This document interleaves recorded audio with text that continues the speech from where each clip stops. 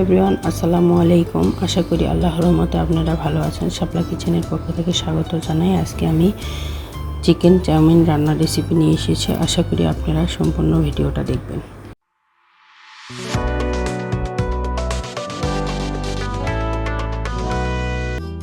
আগেই বলেছিলাম যে আজকে আমি চিকেন চাউমিন রান্না করব। তো চিকেন চাউমিনটা রান্না করতে প্রথমে আমাদের লাগবে এরকম মাংস, ছোট ছোট পিস পিস করে আমি নিয়েছি মুরগির মাংস। আর দেখেন এরকম লম্বা লম্বা ভাবে কেটে নিয়েছি, ধুয়ে পরিষ্কার করা হয়েছে। এখানে আমি এখন প্রথমে দিলাম হাফ চা চামচ আদা রসুন বাটা, এক চা চামচ চিলি সস, মরিচের গুঁড়া এক চা চামচ।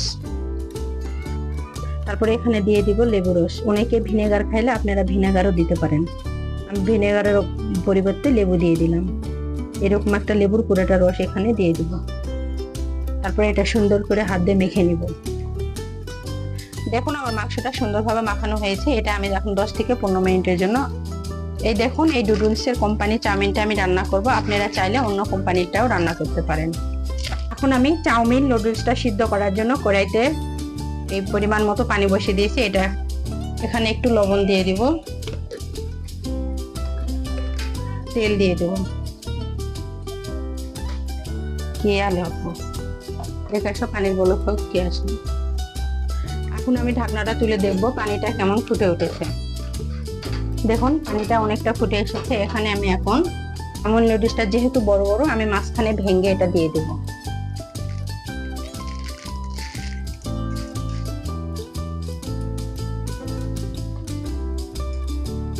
তারপরে এটা সুন্দরভাবে হাতা দিয়ে মিক্সড করে দেব।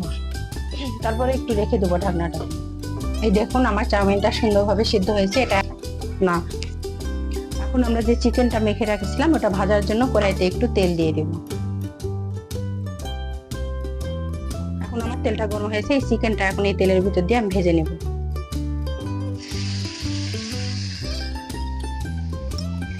পাঁচ থেকে 6 মিনিট চিকেনটা ভেজে নেব।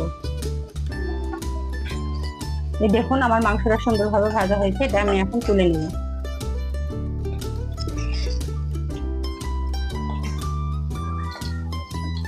এই কড়াইতে আবার একটু তেল দিয়ে দিব।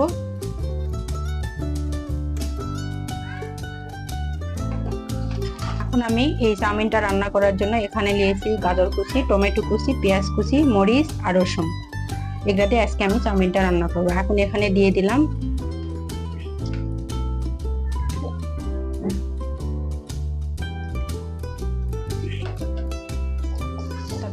একটু ভালোভাবে নিয়ে নিব। দেখুন রসুনটা বেশি পরিমাণে লাল করার দরকার নাই। আর এখানে এখন আমরা দিয়ে দিব পেঁয়াজ কুচিটা।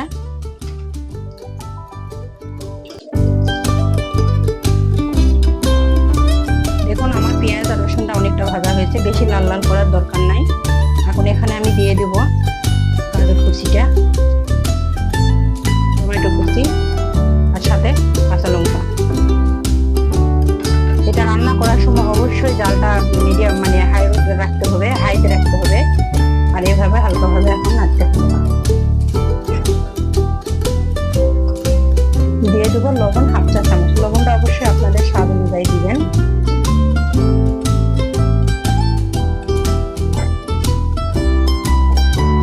দেখুন